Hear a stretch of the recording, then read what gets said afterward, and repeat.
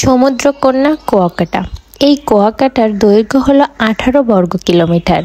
আর এই কুয়াকাটার বাংলাদেশের একমাত্র সমুদ্র সৈকত যেখানে একই সঙ্গে সূর্য উদয় এবং সূর্য অস্ত দেখা যায়। এটা বাংলাদেশের পটুয়াখালী জেলায় অবস্থিত। পটুয়াখালীর মেন শহর থেকে প্রায় 70 কিলোমিটার দূরেই এই কুয়াকাটার স্পটটি অবস্থিত। আর আজকে আমার কুয়াকাটার দ্বিতীয় দিন ছিল। এই দ্বিতীয় দিনে আমি সমুদ্র সৈকতে যে কি করলাম, কোন কোন রাইডে উঠলাম, সেগুলোই নিয়ে আপনাদের সামনে চলে এসেছি। কুয়াকাটার এটা আমার দ্বিতীয় দিনই ছিল। আমি ঘুরে এসে রাখালপল্লী থেকে ঘুরে এসে আমি গোসল করার জন্য সাগর পাড়ে চলে গেছিলাম। এখানে এসে দেখি লোকজনের আরও ভিড়। প্রথম দিনের থেকে দ্বিতীয় দিন দেখে আরও ভিড়। আর দ্বিতীয় দিন হলো একটা মজার বিষয় ছিল কি, আমার কিন্তু তখন আর মোটেও ভয় লাগছিল না পানিতে নামার জন্য। আর আমার মা আর আমি দুইজনে মিলে অনেক বেশি মজা করছিলাম। তারপরে ভাবলাম কি এই রাইডটায় উঠবো। এটাকে বাইক রাইড বলে। যেটা বাইকের মতো দেখতে, আবার কিন্তু স্পিড বোর্ডের মতোই এক প্রকার ছোট বাইক। এখানে ওঠার জন্য 3-4 পাক দেবে সাগরের এদিক ওদিক দিয়ে। 400-500 টাকা করে নেয়। আমার থেকে 400 টাকা নিয়েছিল। কিন্তু দুঃখের বিষয় হলো আমি এখানে ক্যামেরা নিয়ে যেতে পারি নাই।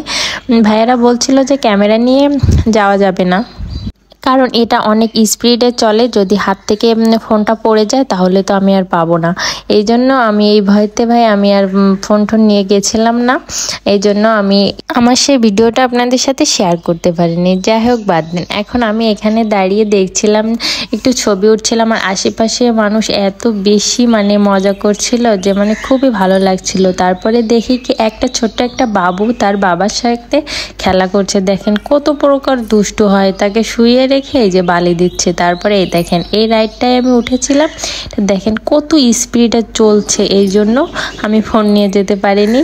আর দেখেন আমি এটা অন্য আরেকজনদের ভিডিও ছিল, আমি দূর থেকে ভিডিওটা নিয়েছিলাম। আর এটা উঠলে কিন্তু সত্যি অনেক বেশি মজা পাওয়া যাচ্ছিল। মনে হচ্ছিল যে আমি সত্যি এবার সমুদ্র সৈকতে বেড়াতে আসি। যখন সাগরের ভিতর দিয়ে ঘোরাচ্ছিল না, বিষয়টা একেবারে বলে বোঝানোর মতো না। তারপরে যাই হোক, আমরা এই পাড়ে বসে একটু গল্প করছিলাম, গোসলও করছিলাম।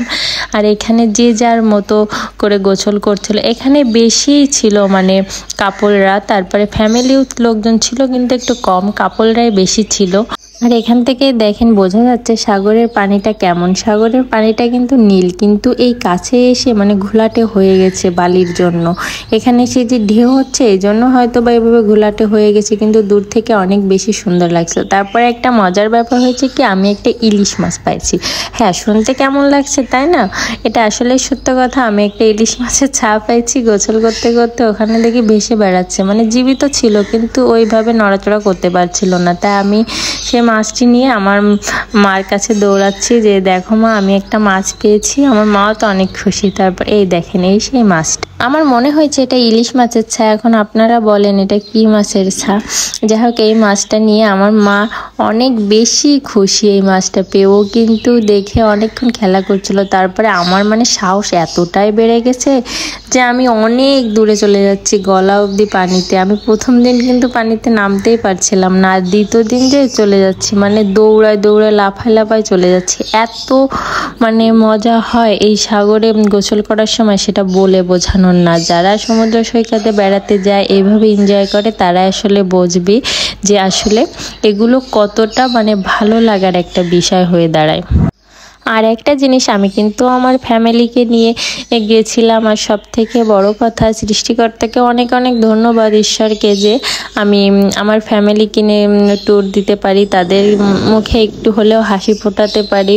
এইটুক সামর্থ্য হয়তো বা সৃষ্টিকর্তা আমাকে দিয়েছে, এর জন্য অনেক অনেক ধন্যবাদ। কারণ ফ্যামিলি, মা বাবার মুখে একটু হাসি ফোটালেও সেটা নিজের কাছে অনেক ভালো লাগে। কারণ সারা জীবন তো আমরা গ্রামের মানুষ, সেইগুলো গ্রামেই বেশি থেকেছি, এই জন্য বাইরের জগৎ জানি না। কিন্তু একটু বাইরে ঘুরতে আসলে সবাই মিলে অনেক বেশি ভালো লাগে।